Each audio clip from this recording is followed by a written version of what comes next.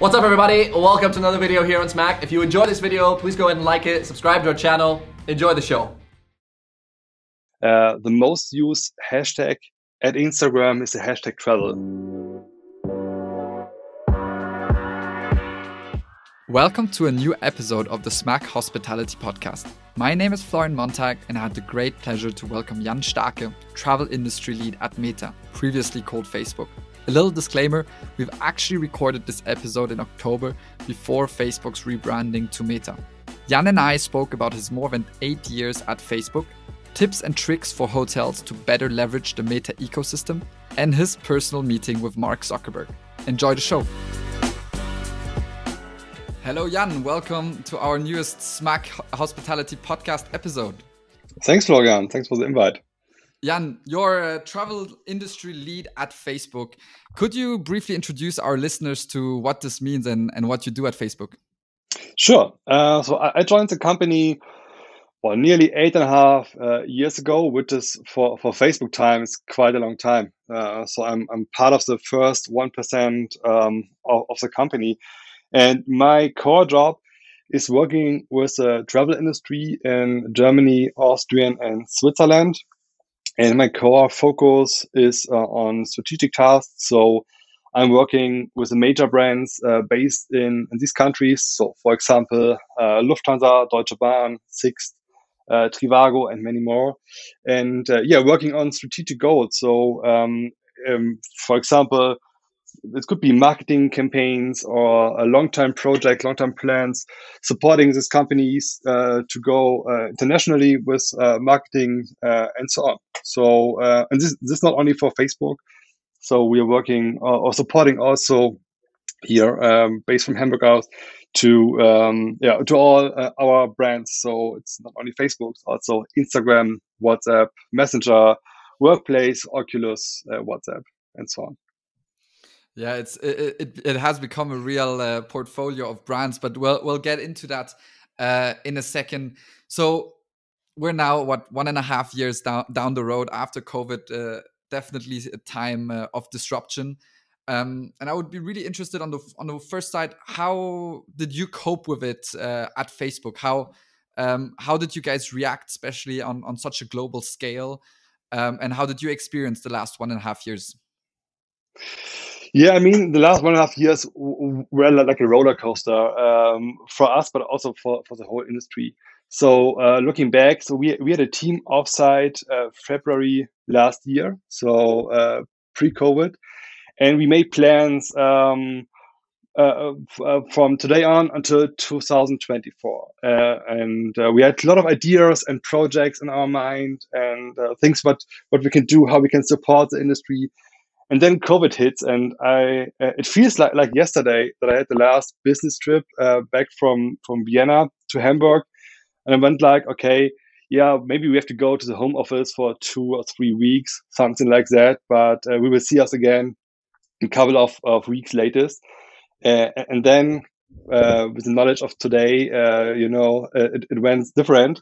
So, but at Facebook, I think one of our real benefits or real assets is to act quite fast. So when the decision was made that we have to go to the home office and some kind of a company lockdown, we really decided in a quite early stage to restructure our resources. That means the company acknowledged quite early that travel went through or will be going through a really hard time. So we decided to move a little bit let's call it the sales focus, and going more to a supportive way of working. So we offered as many resources and information as possible to our clients, and supporting them find spots where travel is possible, share information where it's possible to travel, where is the travel need also globally. So where are users looking for possibilities to travel. And it was a quite interesting but also challenging time for us, and for sure for the whole industry. But the good thing is, with the view of today, we really see that travel is coming back, and globally, different stages. But overall, I'm really, really positive that next year will be travel on a global scale in a pre-COVID level. Yeah, that's definitely I think something we all hope for. But as you say, the signs are pretty positive. But looking at so for me, working with hotels and knowing hotels quite a bit, of course, you work also with the larger players. But what was the first reaction from most of them? Did they just like significantly cut their ad spend because they said, okay, we need to cut costs, or what was the initial reaction?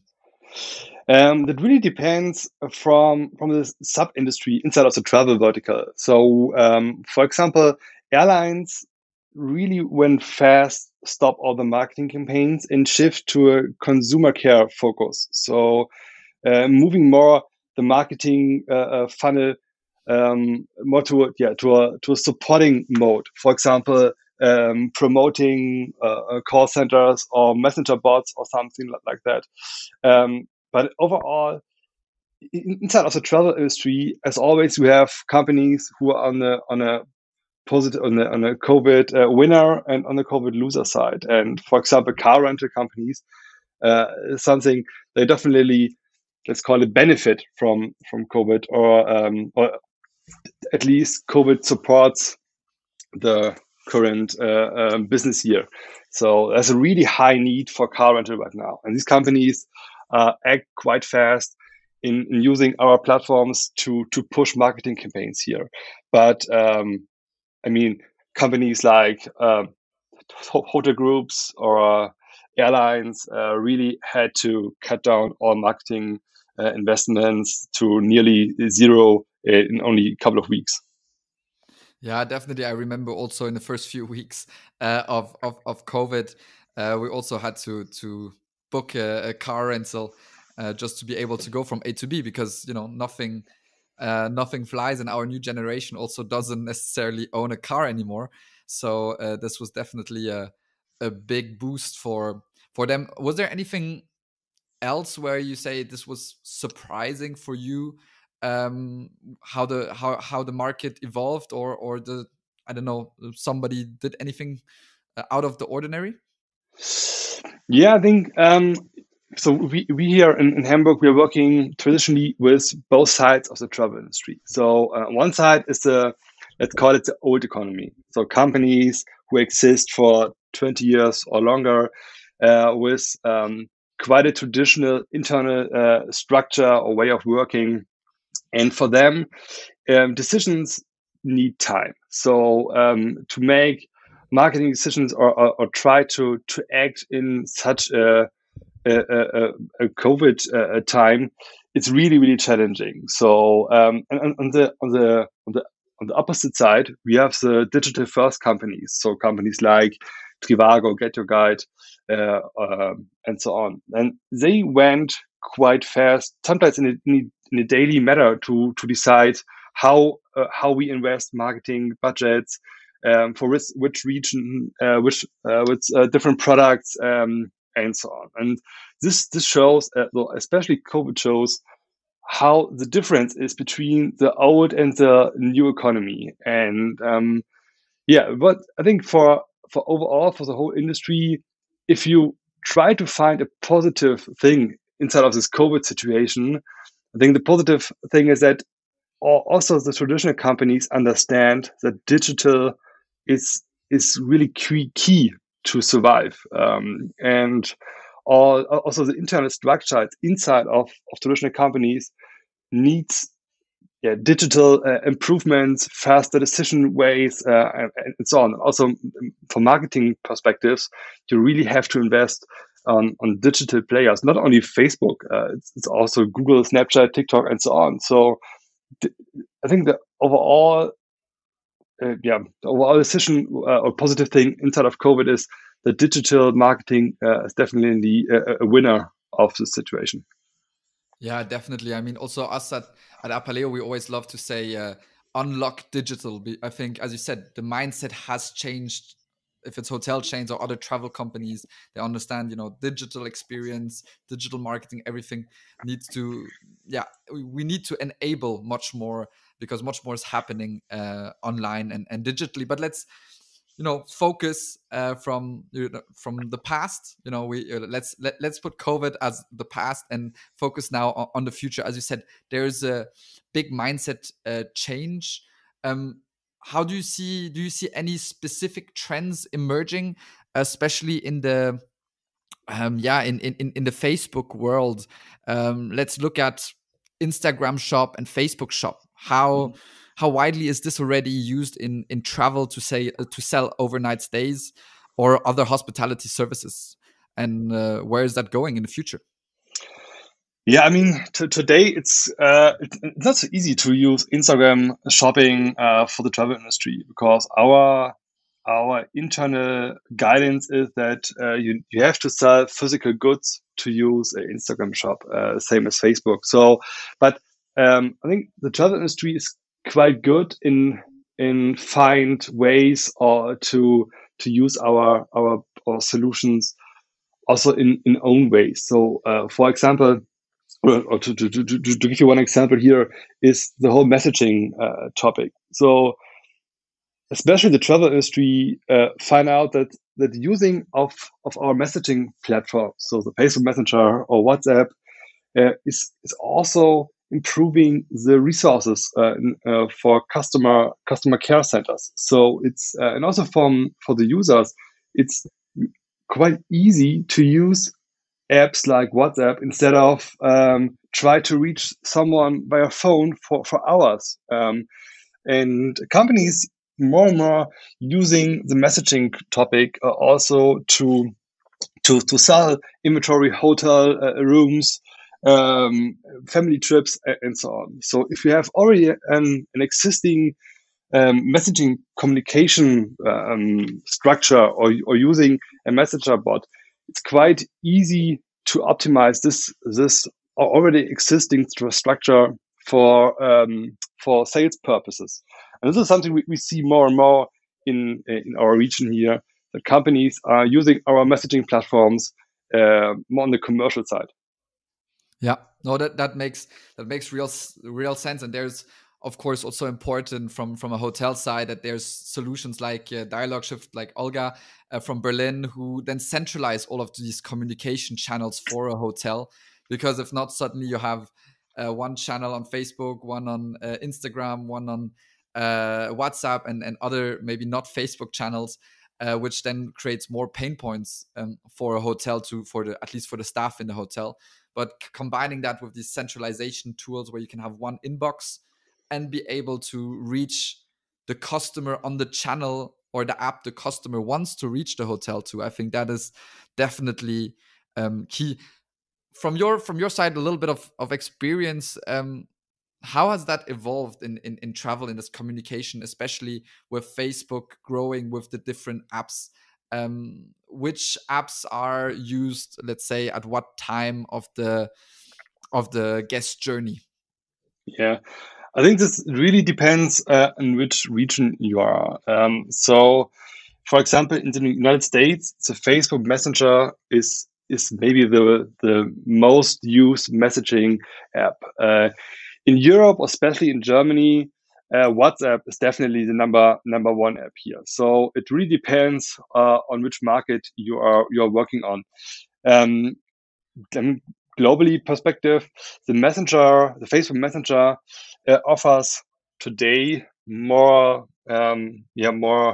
bots, more automatic systems, and more functionalities instead of WhatsApp. But I'm pretty sure that we have some engineerings in our company who are already working on new features also for WhatsApp, because this is our green strategic app for the next years. But today, if I would be a marketing owner or marketing lead for a hotel company, I think I would spend my resources on the Facebook Messenger for more bot usage and WhatsApp for personal communication.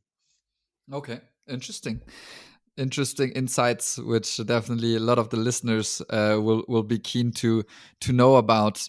Let's focus a bit on Instagram, which is definitely a bit more of a marketing and brand building. What are, from your from your knowledge, let's say, the most frequently used functions on Instagram? Is it already Reels, or how has that changed? Let's focus on the DACH market, Yeah. where you're definitely the expert. Yeah, so it for DACH it changed from the normal Instagram feed to stories. So stories is currently the most used, let's call it, functionality inside of Instagram. And also here, if I would be the marketing lead for a hotel company, I would definitely spend a lot of time in optimizing my stories, but also try Reels more and more. So Reels is quite new, let's call it that way, and we really see some improvements here from marketing companies and also from the travel industry. But the overall usage from Reels compared to stories, it's definitely lower. So stories is today the most used Instagram functionality.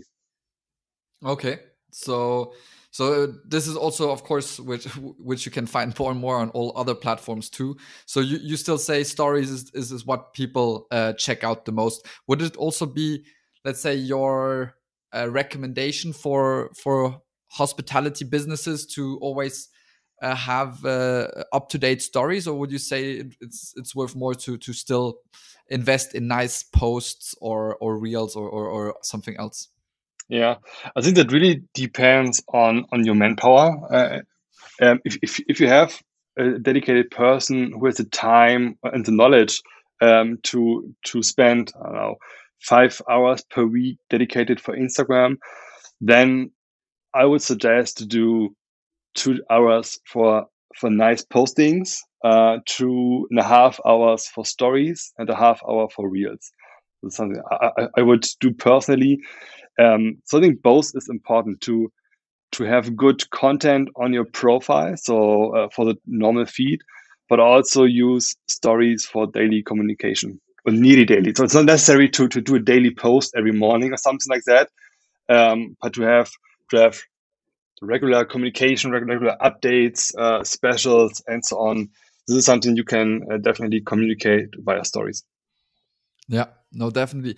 How do you see the topic of digital word of mouth? I'm always a big fan telling hotels kind of say, okay, create things in your hotel where guests want to share it, because if they share it on Instagram, most likely the people following the people who stay in a hotel are typically somewhat a similar target group than your hotel. Do you see this as a key strategic something which hotels should do, or do you think no, it's definitely something where you need to more important to invest in ads, etc.?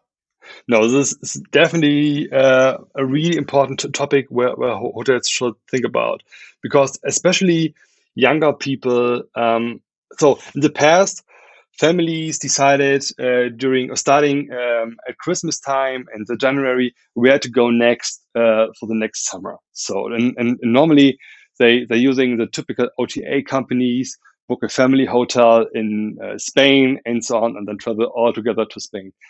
But especially young people are more looking for inspiration. And this is something where Instagram is really, really important for. So the most used hashtag at Instagram is the hashtag travel, and especially younger people looking for inspirations. And if someone of my followers is staying in a nice hotel in, I don't know, part of Germany and share good images or positive story from the room, from the view, from the, I don't know, buffet and so on, and I see this in my feed or my story.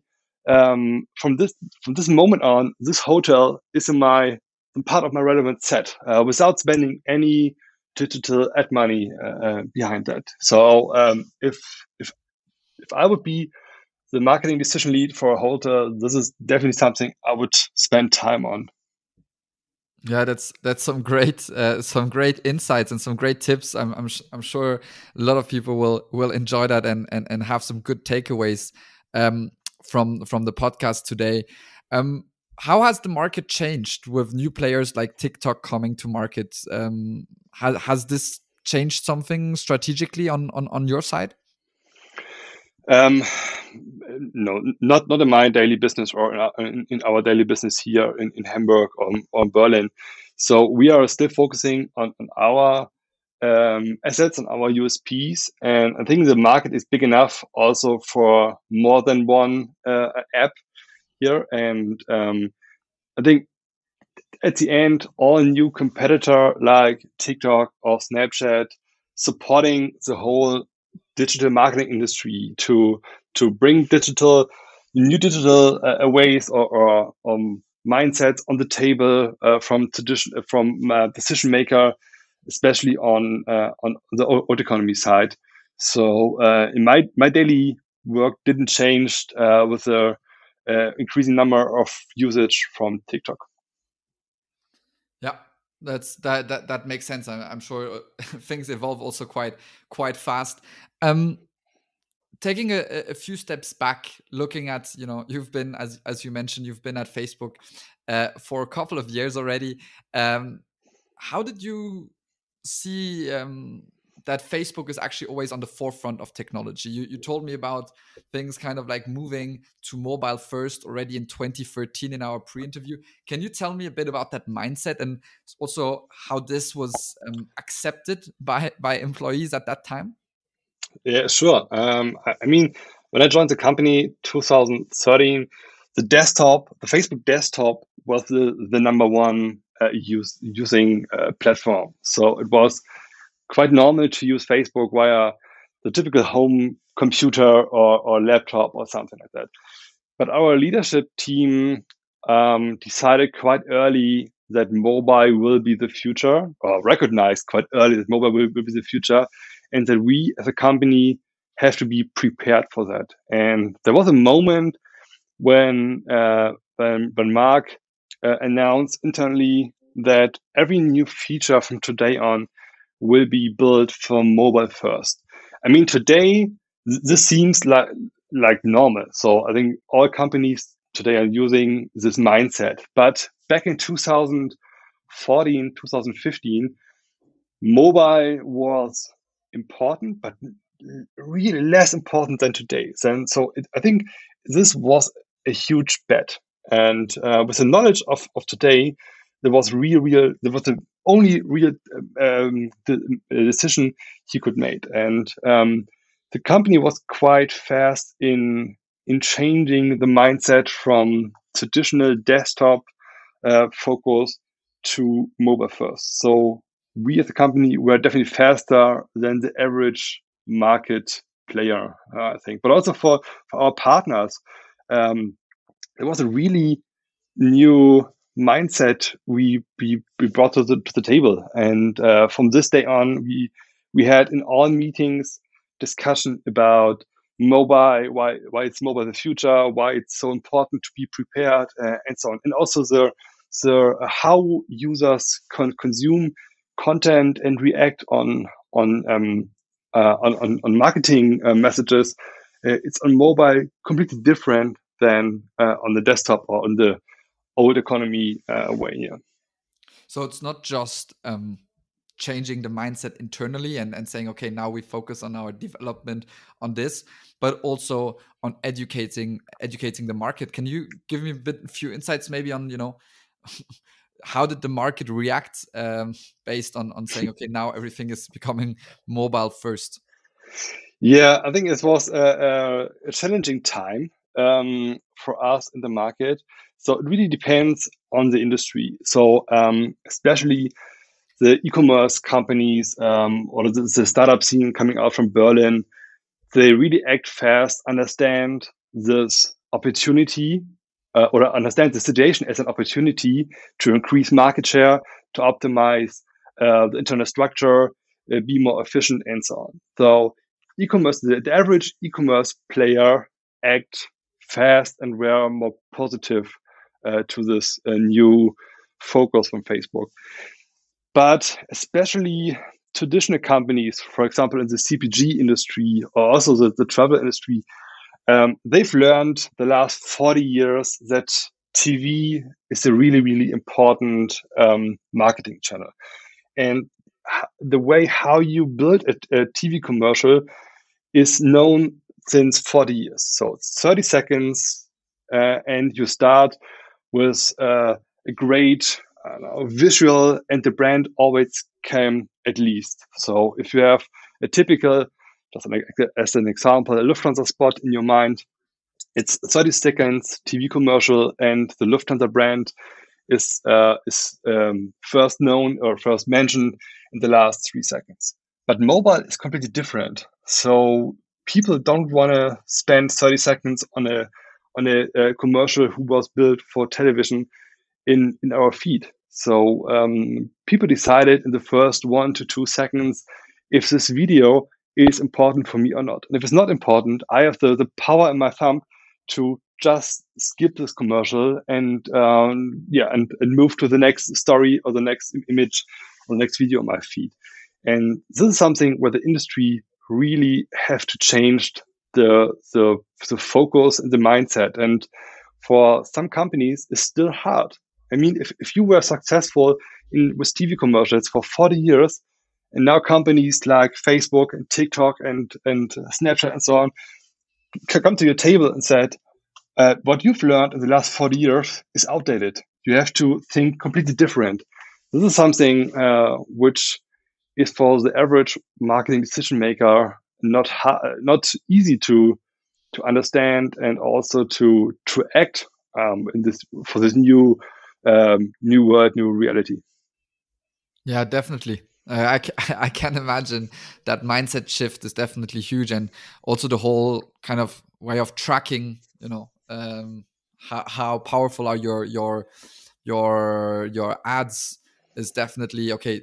Between desktop and mobile will not change that much, but definitely between TV and mobile, it's a quantum shift, so to say. Yeah, maybe to add a story from 2015 here.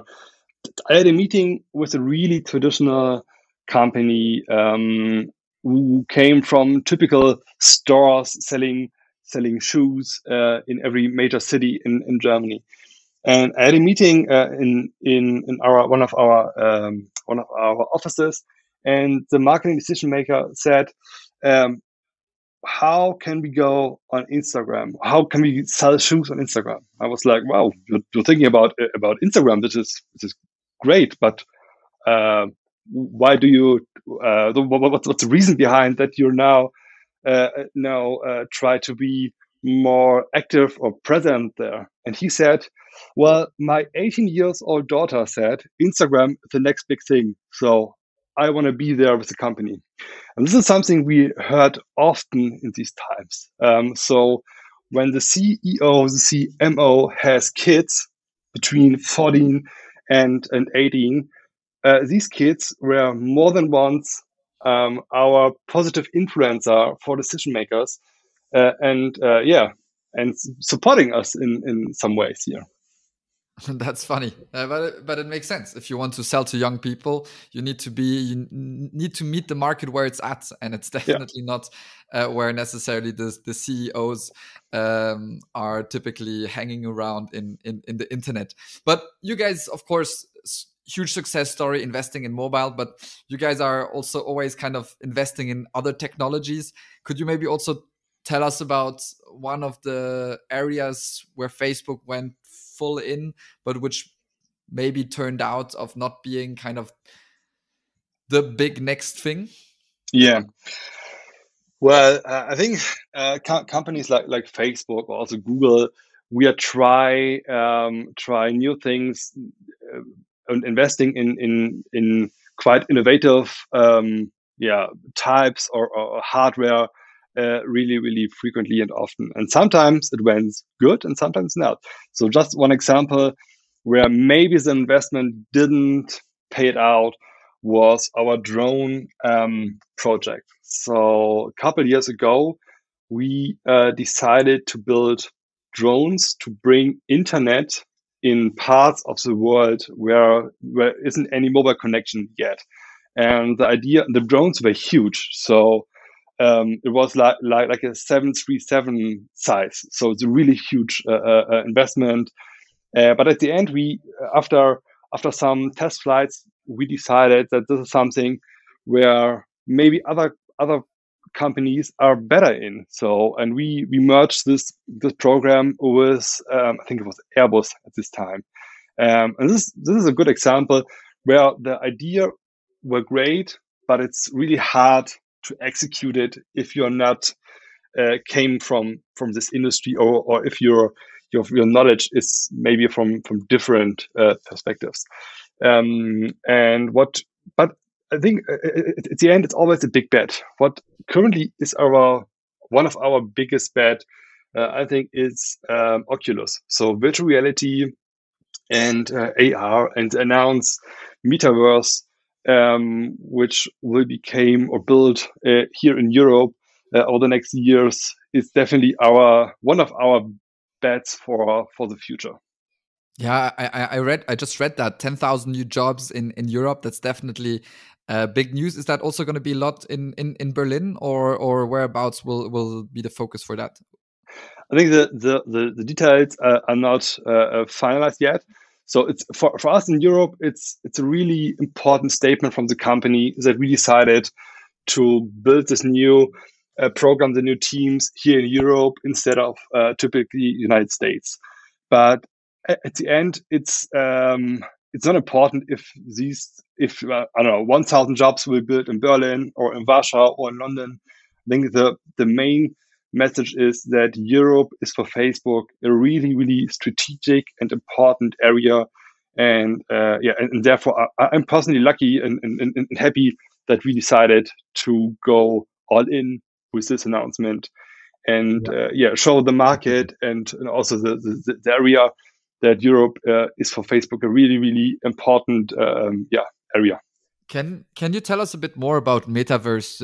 Of course, a new phase of interconnected virtual experience using technologies like virtual and augmented reality. But for somebody who maybe is not so much in this space, what does that mean? And what impact will that have on our life, so to say?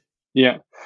I think today nothing is written in stone. So the idea behind is to bring virtual reality, which already exists, which for example with Oculus, and augmented reality closer together. So I think there are many ways how this could support us in daily life, in business life, in the future. And we have many ideas how we are working on, or what could be nice benefits, or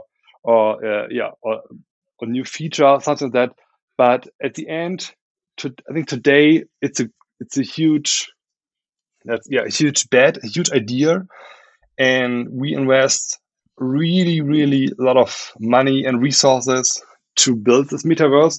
But this, from today on, this could be in so many directions that I personally don't know how this final product, this final feature will look like in 3, 4, 5, or 10 years. So it's too early for me to ask you today what the exact impact this will have on the travel industry. Yeah, exactly. But do you think this will be mainly used, let's say, in your ideation phase? Will it be for work purposes, so kind of enhancing this kind of remote working and meetings, all of that? Or do you think this will also have a bigger impact into our social and private life? Yeah, I think at the end, it's all on us to decide that. So how Facebook works is normally we start building something, release an early feature, an early product, and then really take a look how the product or the feature is used. And maybe we will figure out that the metaverse is mainly used for business purposes. And then the next stage in this development process will be more focusing on that part. But it can be completely different. So it can be that we figure out that I don't know, travel is the main company who used this new possibilities, and then we will go all in for this industry. So at this stage, I think it's really, really open how the final product and Okay. how the So it's final really industry will technology. be. So it's Yeah, really investing in a technology infrastructure, so to say, so that from there on, the sky is the limit in a sense. absolutely. Yeah. No, interesting. Another let's say hot tech topic is definitely blockchain. Facebook had positioned themselves quite early with Libra, wanting to build a digital currency, which now is called DM, which has also been put aside a bit on this now. I don't know if you can say much to that, but more looking at this general topic of blockchain, how do you see that playing out, especially topics like digital identity, digital currency? Do you see this having an impact on the travel industry, for example? So from a company perspective, I think blockchain is one of our key future products, and we use this functionality, this technology already in multiple tools, or also fraud protection and so on. When it comes to specific industry use cases, I think this could be also a really interesting use case for travel. But from today on, I'm not. I can't build, or I don't have a final agenda yet for Facebook, where we invest exactly here in this topic beside Libra. So and also Libra, we are the founder of this idea of this project, but right now we are not the owner of this. So we founded it, but then we brought multiple other companies to the table to work on it together. Therefore, that multiple companies have the possibility to bring their knowledge and their industry needs also on the table. And I know that also travel companies were involved here, and also the travel travel industry view is part of the development. Yeah, no, I saw that Booking Holdings was somewhat involved, but then not. But yeah, it's an interesting space, because especially on kind of digital and globalization, these topics of digital currencies and stuff are definitely hot topics. But let's see, maybe in the next podcast we talk when we talk together, we can talk about a bit more on these topics, because maybe some new stuff will be out and about in the market. Let's move a bit from the focus of Facebook and the future, and look a bit more to you and your own personal career. How were you always passionate by digital marketing and said, okay, I want to kind of work in this space? Can you tell us a bit more about your, let's say, early days of your career? Sure. And I wasn't passionate for digital marketing 20 years ago, to be honest. So now I'm 36 years old, and with younger age, so 14 to 16, I was sure that my career will be in the information technology. So after finishing school, I started an internship at Gruner & Jahr here in Hamburg, and I had a 3-year training as a Fachinformatiker, so IT specialist here. But during this internship, I find out that IT is part of my passion, but this is not the thing I would see myself working for the next 40 years. So I decided to do a second internship at Otto, also here in Hamburg, for 2 years. And after that, I was really lucky to meet a person who had good relationship to a Google search agency here in Hamburg. And Google search agencies were quite a new thing. So the whole paid search thing was on really, really early stage at this time. So it was back on 2002, 2003, I think. And and I had my job interview, and the owner asked me if I've heard about paid search before, and I said no. have no idea what you're doing. And he said, okay, well, that's not a problem. So you can start working here for us. And after 3 months, we will sit together and say, is this something we will working with you in the future or not? And that was my lucky footprint, my first step in the marketing industry, the digital marketing industry. And so I spent a couple of years at search agencies. I moved to Munich and was one of the first employees at Criteo. Moved back to Hamburg, worked for a retargeting company, which was known as Explosion. It's now called eMetric.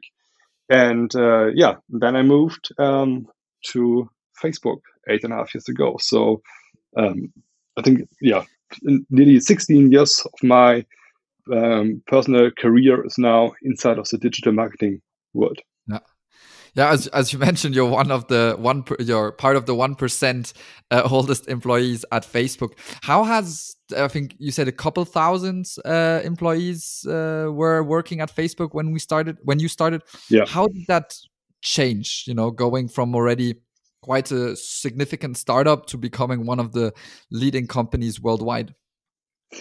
Yeah, back in 2013, I think we had a global number of employees were below 10,000. So we had in Germany, we only had the Hamburg office, and also in other European markets, we don't had offices in the major cities. And also in the United States, the whole development were based in Menlo Park, so close to San Francisco.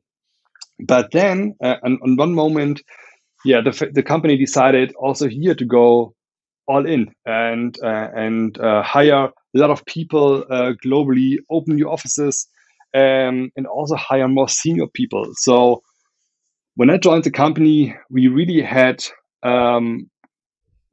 colleagues from multiple industries, but let's call it more junior person with a quite diverse background. So we worked in so many industries, but not for decades. And to hit the next level of development as a company, we really had also to invest in high senior person. And that's something Facebook did quite early and quite well. Then new structures were created.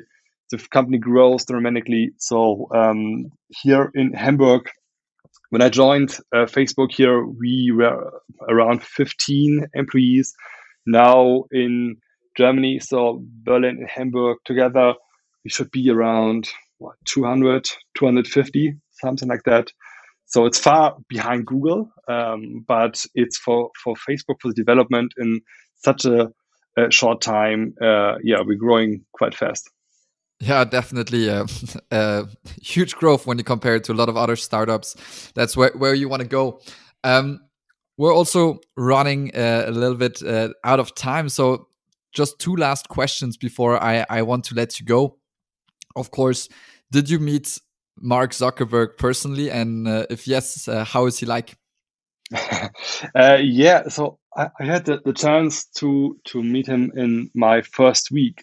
So at Facebook, your first week is always in the Silicon Valley, in Menlo Park. So you had a 5 days training, and on every Friday, there's a Facebook Live Q&A with Mark. So he's in a huge meeting room. It's streamed to all locations from Facebook around the world. But you can ask questions to him in this room. And this was great moment to see him just 2 meters away and ask questions and hear from his point of view what his vision is for the company. And what I still recognize is his humbleness. So he's really focused. He had a clear vision where the company is going through, which direction. But he's one of the richest person in the world, but he's still really humble. Okay, great to hear that. Last question: would you, for our listeners, would you have a recommendation This can be a book, a podcast, a hobby, a career tip, anything. Just let's say a last takeaway which they can take from our podcast today. I think my major tip would be listen to the young people. So especially if you are maybe a little bit older than myself, the whole way how we consume changing. It's not only changing from traditional to the mobile world. It's also how the way how we communicate, how we interact. So have an open mind for new apps, new tools, new way of communication. Listen some podcasts. We have, for example, an own Facebook podcast, but there are so many other podcasts as well available. So try to spend a couple of hours every week to explore new things. Not only from marketing perspective, also how younger people communicate and so on. Definitely. Some great advice. Jan, thank you so much for a great discussion, some amazing insights, some very practical tips. It was a real pleasure speaking with you today. Thanks for the invite. My pleasure. That's it for this episode, everybody. Thank you for tuning in. Don't forget to share your thoughts on this episode and everything else that is going on at Smack with us by checking out our website at smack.media or connect with us on LinkedIn, YouTube, or Instagram. We'll see you next time.